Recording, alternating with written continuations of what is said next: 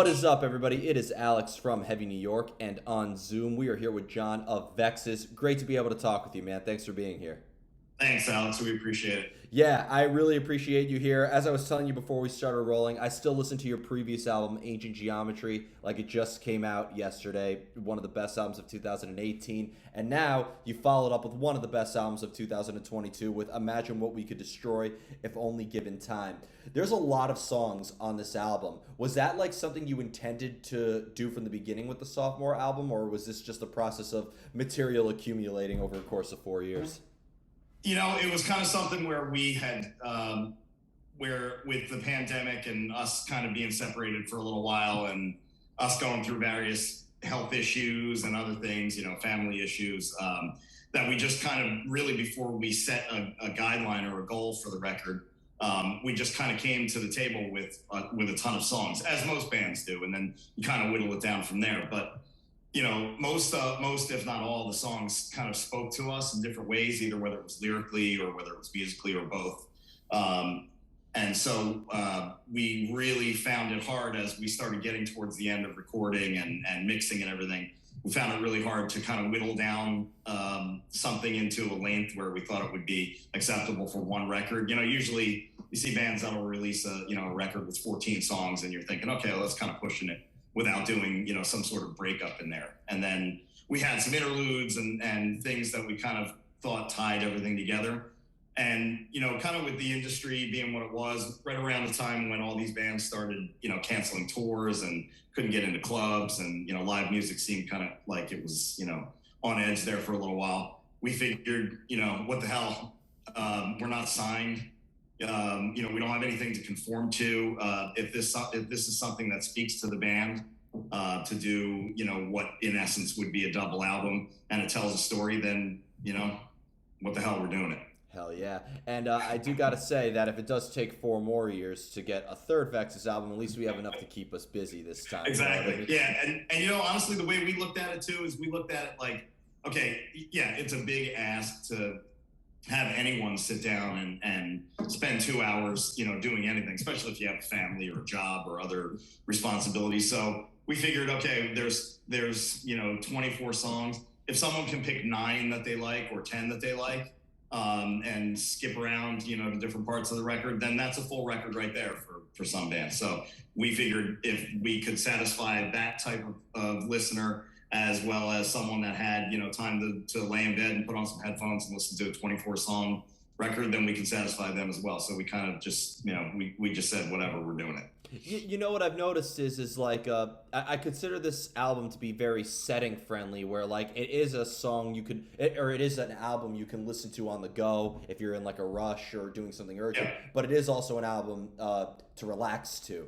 So I think by having all those songs, you kind of achieve the best of both worlds with that. And with Ancient Geometry, as much as I love that album, that's a record where like I don't want to get lost in it while I'm on the train. You know what I mean? Because then I miss my stop. I gotcha. So I think from our standpoint, that was a little bit more easily digestible.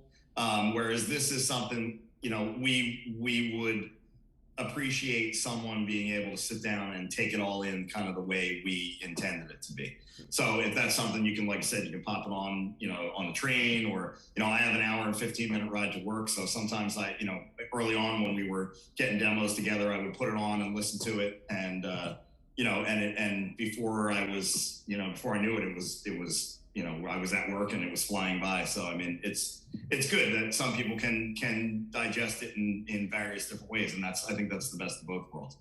Going back to like the formation of Vexus, being that you played with Vessel and your other members were in A Life Once Lost, does it almost like do your previous projects almost influence what we hear in Vexus, or with the formation of the band you guys wanted to kind of distance yourself from other projects? Yeah, I mean, I think you can find some parts on the new record that I love The Life Once Lost. I was a huge fanboy of those guys. So, I mean, in writing some of the things that we did, we kind of wanted to touch on some of the, the groove aspects that they had. I mean, they had a solid rhythm section, one of the more solid rhythm sections you're going to find. And we really wanted to incorporate that sense of that rhythm section into some of these songs. We we were kind of cognizant of everyone saying that we were like Deftones clones on, Ancient Geometry. And since we're so influenced by them, it's hard not to be. But and especially with the vocals on this one, when we were getting down to doing the vocals, anything that we thought might be, too over the top, Chino-ish, or an over the top, Deftones riff, we said no. We kind of cut that out and went back to the drawing board and said, okay, well, what can we do to make this more of Vexes as opposed to an influence? And hopefully people can hear that. There's still some folks out there that say that we're kind of Deftones-y, which is fine because it's always going to be there. Someone that's a band that's meant that much to you in your life is always going to be there, especially if you play guitar or you sing or whatever. But so we really tried to be cognizant of that. So I don't know. I think we kind of accomplished what we wanted to in that you can hear different bands, especially the ones we've been in, but you can kind of almost hear, more of an amalgamation of our influences than just being able to pick out one. You know what I mean? Yeah. Well, it's funny you mentioned that. So you're not the only band who gets accused of cloning Deftones. I think the most recent example would be Loathe. Their last album was epic. You know what? But I'm starting to notice that any band that is slightly heavy, that has any shoegaze incorporated vocals, whether it's Tennis System or Gleamer or Teenage Wrist or whatnot, are all getting compared to Deftones. Do I see references of Deftones and Vexes? Absolutely. But I could never picture Deftones writing a song like Decisions Are Death or Photochrome or anything like that. So I think you do have a little bit of your own identity in there. I think the guitars that are incorporated in Vexes are very distinct from what I would hear from Deftones. So right, okay, that's awesome. I mean, that means a lot. That was a goal of ours. Yeah, it's like every melodic death metal band from America. Everybody assumes that they're from Finland. Every band, right? Yeah. So like everybody sounds like At the Gates or something like that. Yeah. So I could see fans of Deftones liking Vexus, but I also do think that you have a little bit of your own identity, or not even a little bit, but a lot of your own identity. Thank you. That's great. In terms of your guitar playing, because I feel like if your albums were instrumental, there would be a lot of emotion demonstrated on that alone. I keep referring back to Decisions Are Death because that is now one of my all-time favorite songs ever. But like the way that it goes really heavy at times and then it goes really melodic and clean at times and kind of adjusting with the heavy and melodic vocals, do you almost use different guitar tones and different techniques to almost express different emotions from you as well? Yeah, I mean, I try to. I try not to lean so much on pedals and things like that. I mean, they are necessary, especially to get that dreamy kind of effect. A lot of the stuff that we do, is very, should I say, it's bare when we're actually tracking it, but then when we go in and kind of like post production, we add a lot of things that would work, in tandem with the vocals. So we try not to get anything, too lush or too dreamy or too raw sounding until we really know like where we're going from a vocal standpoint. Yeah. Go ahead. Well, because I've noticed, like with a song like "Lift" or "Decisions Are Death," like the vocals immediately start off, but you do have kind of like a nice build up with Helion. So, like, do you have like a preconceived idea of what you want the structure of the song to sound like? Like, let's start with vocals immediately, or? I mean, if you ask Charlie, who's our singer, he'd have a totally different answer. Me, I have to be, just because of the songs and shit that I've listened to over the years. I mean, I have to have like a 2-minute intro.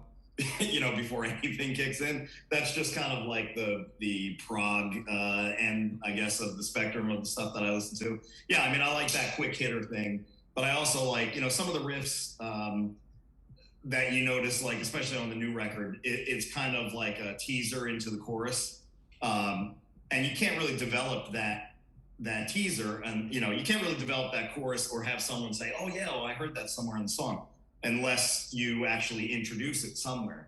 So, I've always tried to incorporate like a little bit of the central idea of the song in the intro. So now some of them, we have to get to right away just for the sake of, a feeling or an emotion we're trying to convey. But more oftentimes, I'd like to open the song with, a minute of kind of a setup before you actually dig into the vocals and things like that. But Charlie kind of likes, like a quick hitter, like let's get right to this thing and, and blow it wide open. Well, for me, with your guitar playing, the guitar riff that always spoke to me was actually after the second chorus of a Photochrome, in a way, if you know what I'm talking about. Thank you. Like the way that it moves kind of up and down and then like fading outwards. Like, Yes. I mean, has it ever been a time where like you just had a whole guitar structure or pattern written down, or do you need like either vocals or drums or some other sort of tracking to kind of guide your hand? No, I mean honestly, we don't really have any. I don't really have any vocals in my head when I'm writing. I really have like a melody structure that okay, I can, we tend to write kind of weird chords, and our tuning is strange too. So to try and fit a normal vocal pattern over that or notes sometimes is kind of difficult. So what I kind of try to do is come up with interesting patterns, or I hate chord structures that have been used over and over again. That just drives me nuts, because I feel like there's a way you can attack it. You can reverse things, or you can spread them out and kind of get the same chord progression, but not have it like smack up against each other. So like you're talking about in Decisions, I like the first riff is more of the central idea, but then the second riff kind of takes that and extends it a little bit. It's not as pronounced, Yeah. but you can still kind of get it with the bass line. And like I said, I feel like on the new record there's a lot of things that do that, where it's the bass line kind of drives the song, but the guitar will kind of float in and out, and you'll still get the same idea. Yeah. But that kind of thing. Well, I've noticed like you do kind of follow like a verse chorus structure in a way, but like the second chorus still has like a evolution that makes it different from the first. Like when you listen to and I'm talking every chorus, like I think most notably is Helion, because sometimes you're leading into screaming with it, leads in through screaming, and then it kind of varies from there. So it almost seems like experimentation has to be part of the songwriting process for Vexes, right? It does, yeah, 100%. Yeah, you won't find too many songs of ours that are really straight to the point. I mean, maybe Lift might be one of them, which is kind of like a shorter, straight to the point song. Another one is kind of like Bleak Machine on the new one. That's kind of like a 3-minute thing, which is 2 riffs. Energy Vampires is kind of the same thing on the new one.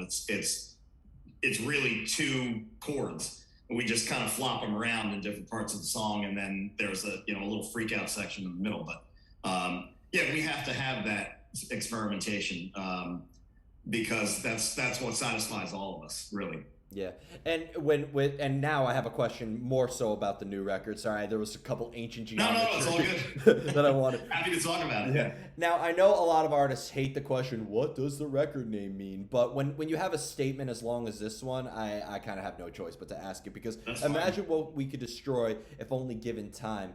That actually. I have a feeling is that at all maybe like representative of like the amount of songs that are on this album in a way? It kind of like it kind of almost seems like it's talking about the amount of songs in Gist, or is there sort of like an underlying message behind that, especially with having if only given time in parentheses, you have to analyze all that. Well, so here's the brief story to that. It's not supposed to be in parentheses. Any artist that has ever worked with trying to get music onto Apple Music and iTunes, they have really specific ways about how you're allowed to structure things, and capitalizations and lowercase and all that stuff. So, I mean, I'm not going to go off the deep end and kind of talking about the struggle we had to get that on there, but it's not really supposed to be in parentheses. It's really just supposed to be divided, 2 names. I think it adds charm to it. So yeah, a little bit. Yeah, I think so. Really, it doesn't have anything to do with the amount of songs. Although now that you mention it, it's kind of funny. You could look at it a third way. But the initial thought behind a lot of the lyrics in this, in this project was about social media and the things we saw during the pandemic, and the fact that you almost had to exist online, especially if you were a band, because you didn't have any other way to communicate with your audience, really. And there was no tours. I mean, lots of guys were doing, live shows and things, live broadcasts, things like that. Social media apps where it's a constant either, you are a voyeur or, you are the performer. You know, some of the things that we saw going on with humanity, being broadcast over the internet and over by social media accounts was, really terrifying and saddening. And so a lot of what we saw kind of spoke to the lack of personalization, communication, a lack of connection between people. So a lot of the lyrics kind of speak to that. And, the longer we saw this going on, because really early on, nobody really knew what the hell was going on. Yeah. You didn't know how long this was going to last. So, you thought as humanity kind of devolved into, the state of chaos that we were in, you could only imagine what would happen if that continued. So that kind of speaks to that in a way that, what would happen if this just went on forever and it just consumed us. So, if we were only given the amount of time, a decent amount of time, what could have happened, And it's funny you mentioned that because, I'm knocking on all the fucking wood in the world that it stays this way. But you started writing this in the chorus, not knowing what was gonna hit you, and then this came out a couple weeks ago when people really just don't give a shit anymore. It almost seems like people are just carrying on. So I think almost that this album is just 10 times more poetic. I think a lot of albums that have come out have more context now because of the time it came out, and I think that this is almost kind of like a soundtrack to the end in more ways than one.